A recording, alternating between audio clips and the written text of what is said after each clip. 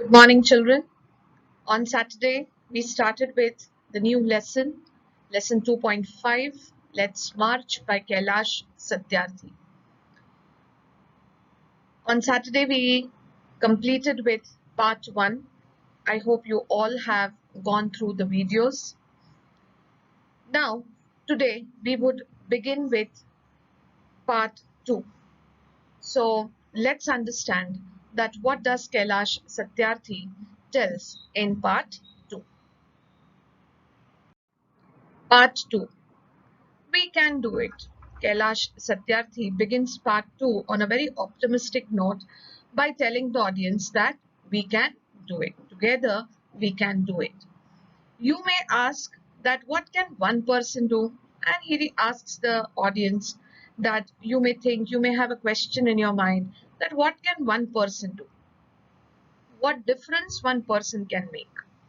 I would recall a story of my childhood, and in order to explain them, he tells them a story. A heavy fire had broken out in the forest. All the animals were running away, including Lion, the king of the forest. Suddenly, then he saw a tiny bird rushing towards the fire.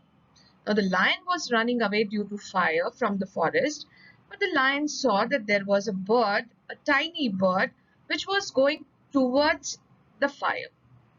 He asked the bird, "What are you doing?" To the lion's surprise, the bird replied, "I'm going to extinguish the fire." So the lion was surprised at the reply of the bird because the bird told the lion that she was making an effort to extinguish the fire. The lion laughed and said, "How can you do it keeping just one drop of water in your beak?" And the lion had a question and he asked the bird that, "How are you going to extinguish this fire by just a drop of water which your beak can hold?" The bird was adamant. Adamant means was very firm, was very determined.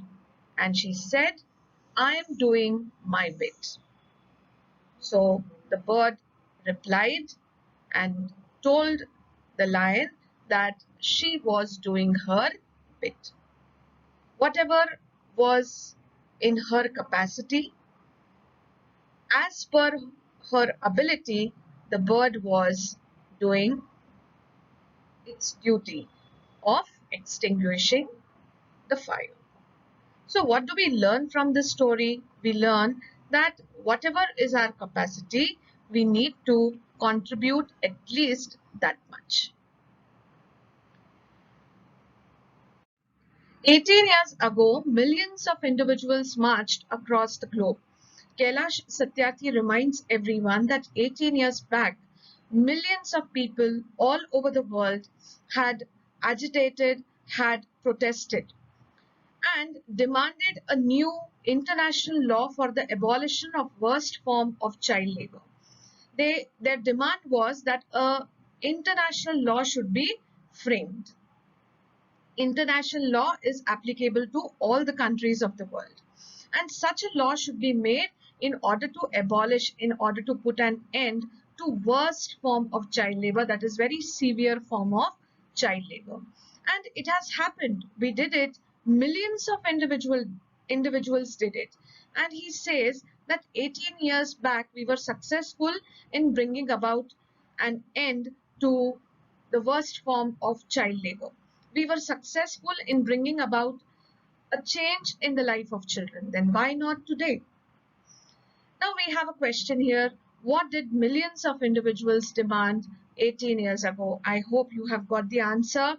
But still, I would tell you, millions of individuals demanded 18 years ago to frame an international law for the abolition of worst form of child labor. Friends, we live in an age of rapid globalization. Kailash Satyarthi says that we are living in an age where globalization is taking place. We are connected to people all over the world. How are we connected? We are connected through high-speed internet. We can communicate with any person living in any corner of the world through high-speed internet. We exchange our goods and services in one single global market. So we exchange, that is, we buy, we sell our goods, our services to other countries, and this is happening in one single world market.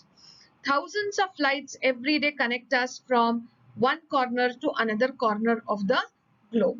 So, if we want to reach any corner of the world, then we can do it by taking a flight. So, whether it is transportation, whether it is business, whether it is communication, we all are connected to people all over the world. But there is one serious disconnect, and that is there is a lack of compassion. Kailash Satyarthi says that though we are connected, but there is one thing which disconnects us. And what is that thing? That is lack of compassion. Compassion means pity and concern for those suffering. So we do not pity, or we do not have any concern for the people who are suffering. That is, we do not sympathize with others. He says that that is the reason of our disconnect. And he says that let us inculcate and transform these individuals' compassion into a global compassion. He says that this is the need of the hour, that we inculcate, we develop such an attitude in ourselves. We change, transform means we change ourselves in ourselves, that our individual compassion, that is the sympathy which we have only for us or our near and dear ones or our countrymen, it should change into a global compassion. That is, we need to sympathize with the people all over the world. He says, let us globalize compassion, and he gives us a message that we need to be compassionate towards the entire world. We need to sympathize with the suffering of the people all over the world. Mahatma Gandhi said, if we are to teach real peace in this world, we shall have to begin with children. And Mahatma Gandhi has already said, the father of our nation, has said that if we want to promote world peace, then we need to begin from our children. I humbly add, let us unite the world with the compassion for our children. And he, Kailash Satyarthi, wants to put it very humbly that if we let us unite this world by developing, by sympathizing with the suffering of the children, and by doing this, we all will, the entire world should come together in order to sympathize with the suffering of the children. I ask, whose children are they who stitch footballs yet never played with one? Kailash Satyarthi is asking everyone that whose children are they? Children who stitch footballs and are employed in football factories, but they never get an opportunity to play football. Whose children are they who harvest cocoa yet have never tasted chocolate? Children who work in the fields and harvest cocoa, but they have never tasted chocolate. Whose children are they who are dying of Ebola?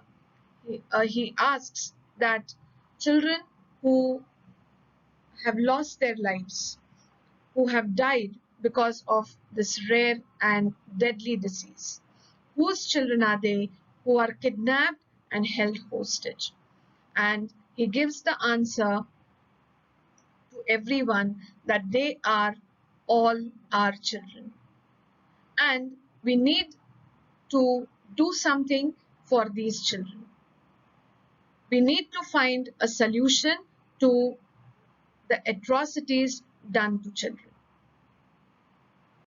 I remember an 8-year-old girl we rescued from intergenerational forced labor from stone quarries.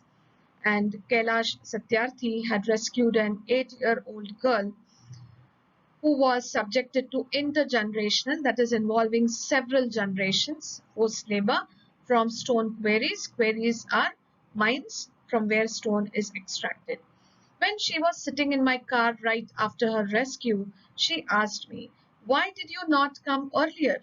She asked Kailash Satyarthi that, "Why are you so late? Why did you not come earlier?" Her angry question still shakes me and has the power to shake the whole world. Kailash Satyarthi was shaken by her question, and he feels that this question of this 8-year-old girl has the power to shake the entire world. Her question is for all of us. The question was not only for Kailash Satyarthi, but it is for all of us. And this question of the girl gives rise to other questions. And what are they? What are we doing? What are we waiting for? How many girls will we allow to go without rescue? What are we doing? What action are we taking? And how many girls are going to be subjected to child labor and will never be rescued? Children are questioning our inaction. Kailash Satyarthi says that children are asking us questions, that why any action is not being taken against child labor, why we are not taking an action to abolish child labor, and watching our actions. They are watching that what action we take in order to give them their rights. We need collective actions with a sense of urgency, and Kailash Satyarthi says that we have to make a collective effort. We have to come together and work together with a sense of urgency. And sense of urgency means that we have to make efforts, we have to take action immediately because we are already late. We have 3 questions here. The first 2 questions answers are not here, so we would go to the third one. Why does the 8-year-old girl's question shake Mr. Satyarthi? So we can write the answer as the 8-year-old girl's question shakes Mr. Satyarthi as it questions our inaction and our silence. Every single minute matters. Every single child matters. Every single childhood matters. Kailash Satyarthi says, every minute is important. Every child is important. Every childhood of the child is important. It is very significant to the entire world. Therefore, I challenge the passivity and pessimism surrounding our children. And he says that I question the passivity. Passivity means that no action is being taken against the injustice done to them. I question the pessimism, he says, that is, there is such a lot of negativity which is surrounding our children. I challenge this culture of silence and this culture of passivity and this culture of neutrality. He says that he questions that the culture which we have developed, here culture means the behavior of the people of being quiet, of not speaking about the injustice done to children. He says that he questions the culture of passivity, the behavior of people of not taking any action. And he says that he wants to question the neutrality, that is, the behavior of the people of not helping and supporting children. We have 2 questions here. What does Satyarthi challenge? And we have the answer over here. Satyarthi challenges the passivity and pessimism surrounding our children. He challenges this culture of silence, the culture of passivity, and the culture of neutrality. One more question. What matters according to Satyarthi? Every single minute matters, every single child matters, and every single childhood matters. Now let's begin with the third part.